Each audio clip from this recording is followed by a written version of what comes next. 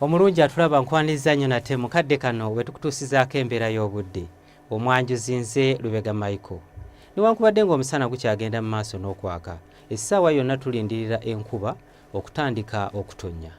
Bwe tutunuulira ku bifaananyi ebyo ebikubiddwa ku ssemazinga wa Africa, bitulaga kinuunampewo asimbye mu guyanja ogw'ebuyindi asika empewo ezaalibadde zijja mu ggwanga lyaffe okwolekera mu ggwanga lyaffe ekireeteddewo akasana okwaka mu bitundu by'eggwanga ebiwerako.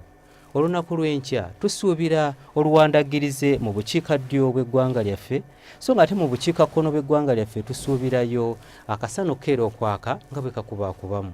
Wabula embeera eno tugisuubira okukyuka, era olw'eggulo mu bugwanjuba tusuubirayo enkuba okutonnya awamu n'ebitundu ebyo ebyetoolodde ennyanja Nalubaale tusuubira nti enkuba ejja kutonnya. Olwo ebitundu by'eggwanga ebisigaddewo ebirala tusuubira akasana okwememula.